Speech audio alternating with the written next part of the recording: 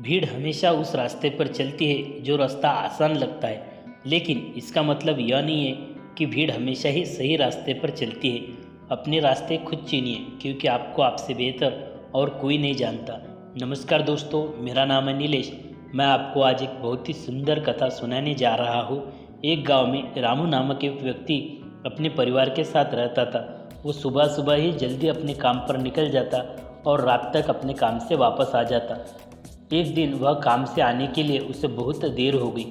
वो जंगल का रास्ता उसे काटना था, इसीलिए वह बहुत ही डर गया था। उस अंधेरे के कारण उसे कुछ भी नहीं समझ में आ रहा था। वह ज़ोर ज़ोर से चल रहा था, तभी उसको किसी के पायल की आवाज़ सुनाई दी। इस कारण वो बहुत ही डर गया और पसीना पसीना हो गया। तभी अचानक उसके सामने एक सफ़ेद साड़ी पहने एक चुड़ैल आ गई और उसे बोला कि जो भी कोई इस जंगल के रास्ते आता है मैं उसे खा लेती हूँ। मैं बहुत दिनों से भूखी हूँ और तू आज जंगल में मुझे शिकार मिल गया है, इसीलिए मैं आज तुझे खाऊंगी। तब रामू बोला कि माँ, मुझे खाने से पहले मुझे सिर्फ एक बार अपने परिवार को और अपने बेटे को देखना चाहता हूँ। मेरी यह इच्छा पूरी कर दीजिए माँ। तब उस चुड़ैल की आँख भर आई और उसने कहा कि बेटा, मुझे आज तक किसी ने माँ नहीं कहा। लोग मुझे पत्थर मारते हैं, कभी कभी भगवान के नाम का जाप करते करते, तो कभी किसी बाबा को काला धागा लाते हैं मुझसे बचने के लिए, पर मैं किसी को जिंदा नहीं रखती। मुझ पर किसी चीज़ का असर ही नहीं होता। लेकिन तुमने आज मुझे माँ कहा है, मुझे आज तक किसी ने भी माँ नहीं कहा है। मैं इस जंगल में अकेली रहती हूँ। लोग मेरे खौफ से रात में इस जंगल में नहीं आते, लेकिन तुम मुझे भले मानुस दिख रहे हो। बताओ तुम्हें क्या परेशानी है, शायद मैं तुम्हारे कुछ काम आ जाऊँ। तब रामू ने कहा, माँ, मैं दिन भर काम में लगा रहता हूँ, लेकिन तभी भी अब मेरे परिवार के लिए मैं कुछ भी नहीं कर सकता। मुझे बहुत ही कम पैसा मिलता है, जिसमें मेरा घर और ठीक से गुजारा भी नहीं होता, इसीलिए मैं हमेशा ही परेशान रहता हूँ।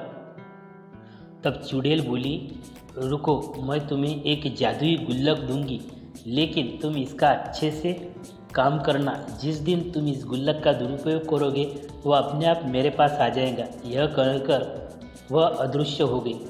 वह गुल्लक लेकर दौड़ा दौड़ा वह घर पर आया। उसने अपने पत्नी को यह बात बताई और दूसरे दिन काम के आने के बाद उसने रात में उस गुल्लक का उपयोग करना चाहा।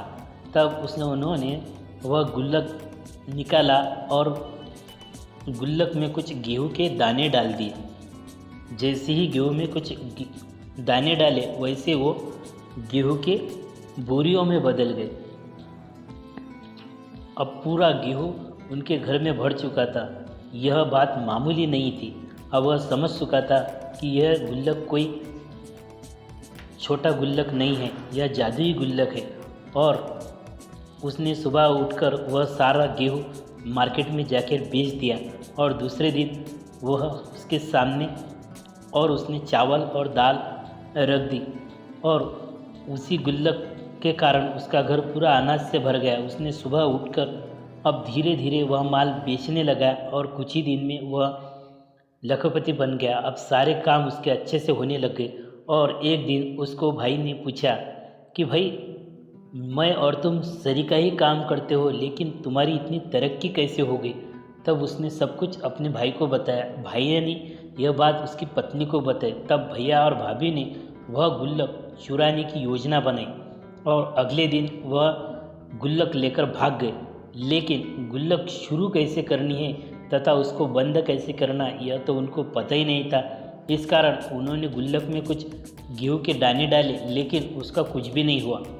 तब उन्होंने यह गुल्लक बेकार है, इस कारण वह गुल्लक फेंक दिया। जैसे ही उन्होंने वह गुल्लक फेंक दिया, वह गुल्लक वापस चुड़ैल के पास आ गया। दोस्तों, इस कारण कहते हैं कि भाग्य में जितना होता है उतना ही मिलता है। Thank you. हमारी यह कथा आपको अच्छी लगे तो हमारे चैनल को लाइक कीजिए, शेयर कीजिए और बेल आइकन दबाकर सब्सक्राइब कीजिए, ताकि हमारी जो भी आने वाली वीडियोज़ है वो आपको तक सरलता से पहुंच जाए। तब तक के लिए शुक्रिया। आबाद रहिए, सुरक्षित रहिए।